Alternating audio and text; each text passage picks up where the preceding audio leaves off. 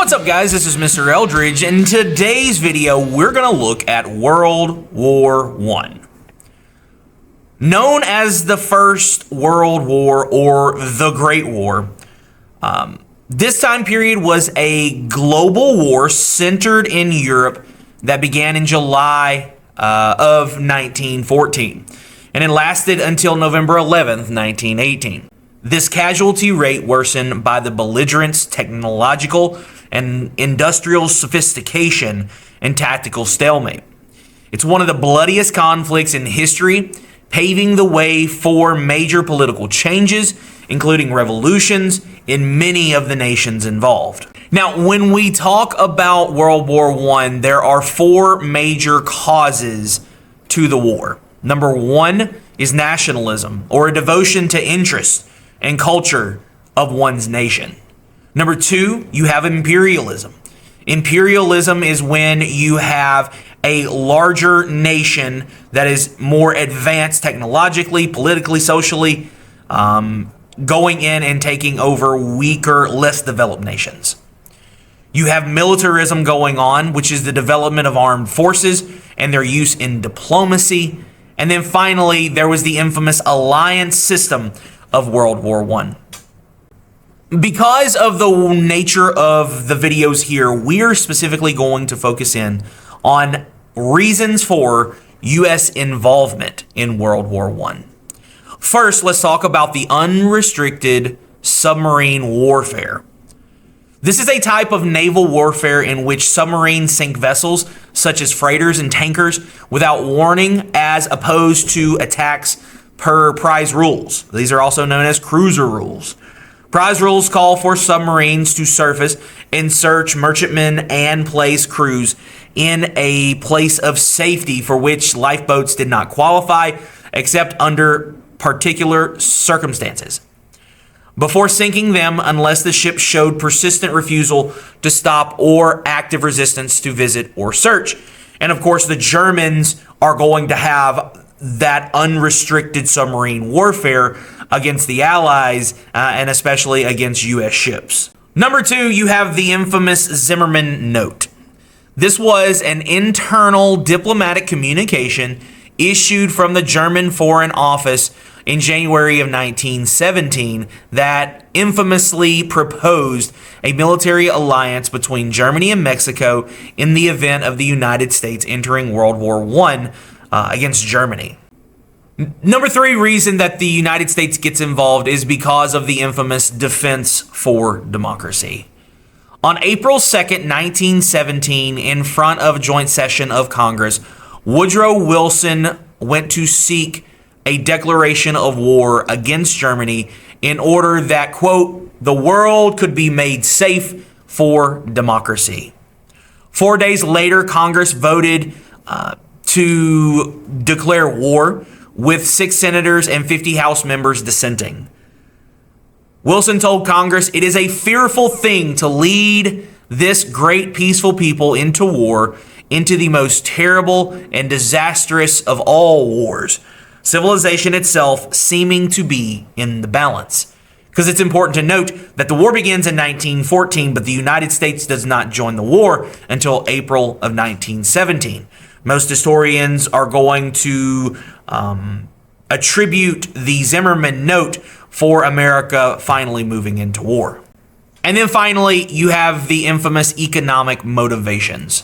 The American businessmen were very interested in the Allied victory, and many, such as J.P. Morgan, helped to fund British and French war efforts with roughly around $3 billion in loans and bond purchases. If the Allies would be defeated by the Central Powers, they probably wouldn't be able to repay their debts to their U.S. lenders. Many businessmen therefore supported what is often referred to as the preparedness movement, which campaigned the United States intervention in the war on the side of the Allied forces, because the feeling was open markets equated to money that could be made. Now, it's also important to understand, too, during this time period, there's going to be a number of new weapons that are going to be created.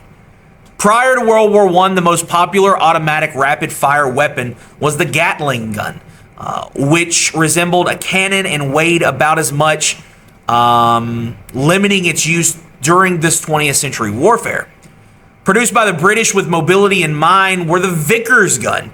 This was a heavy caliber machine gun that required a minimum of a 6-man team to operate and gained a reputation for absolute reliability. And the American invented Lewis gun, the Vickers gun, lighter but less trustworthy offspring itself. While most of the war's casualties were caused by heavy artillery, the portability and power of the machine gun made it an effective addition to arsenals on both sides. You also have the idea of tactical air support. Less than 15 years after the Wright brothers flew at Kitty Hawk, these flying contraptions called airplanes were being used for reconnaissance in World War I, along with balloons and airships. The initial plane builds were very primitive, but necessity did its job. And soon both sides were racing to design mono and biplane fighters that could hold heavy bombs and machine guns while maintaining maneuverability. By mid-1915, the infantries were already getting some entertainment by watching dogfights in the air, and air superiority became a significant factor in tactical success in the second half of the World War. You are also going to have the use during World War I of poisonous gases.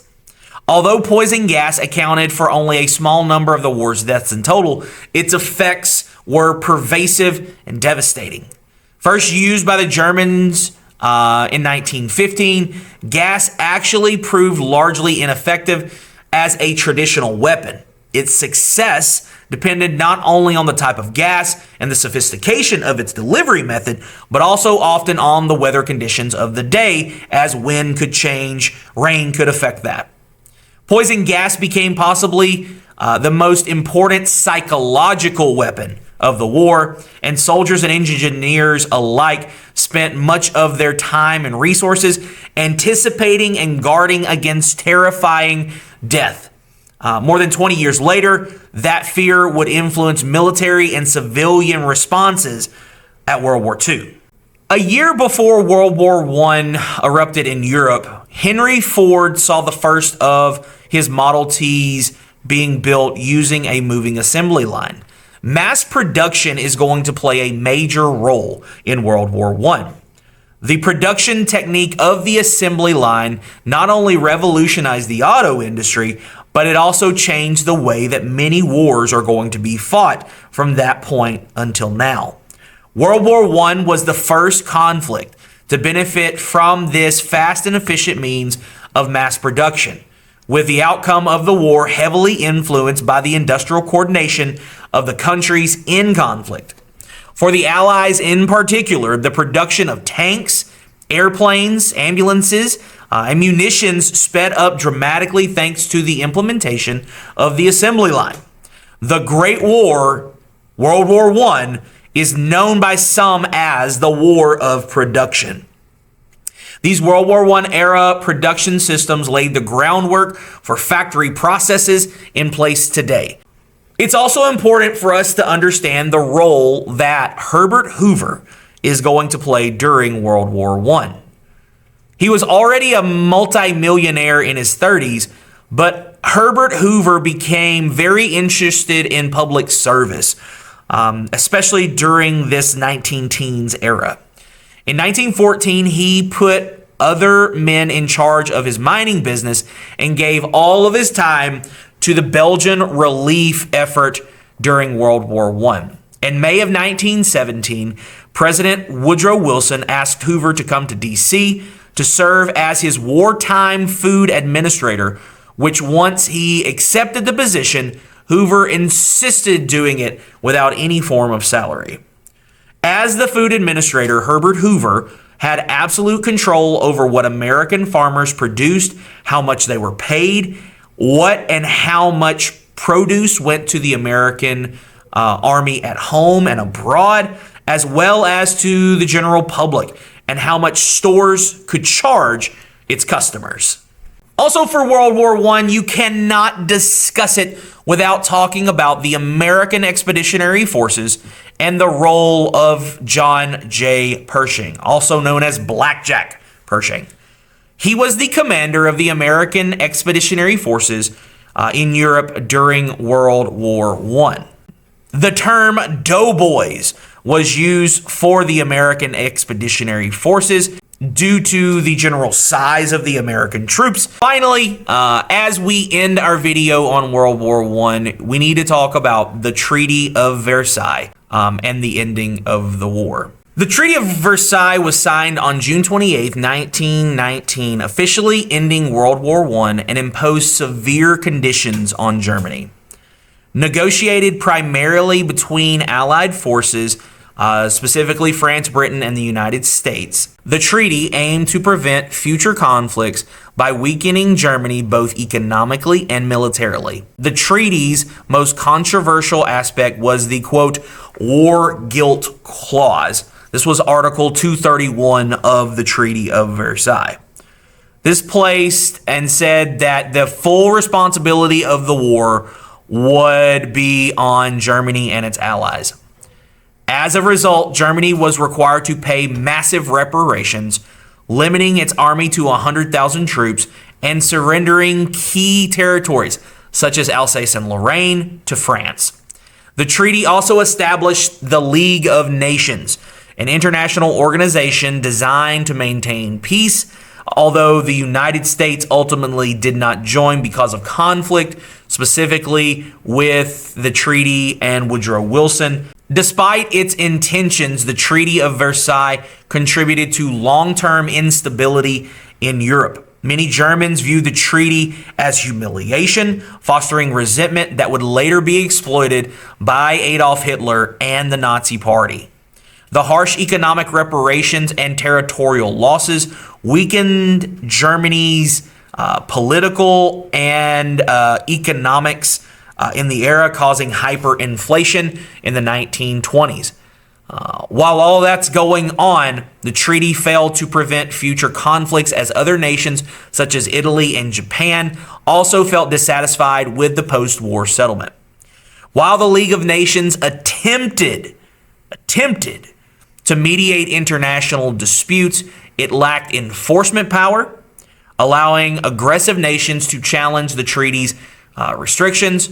Ultimately, the Treaty of Versailles is often seen as a key factor leading to World War II, as its punitive measures created conditions ripe for another global conflict.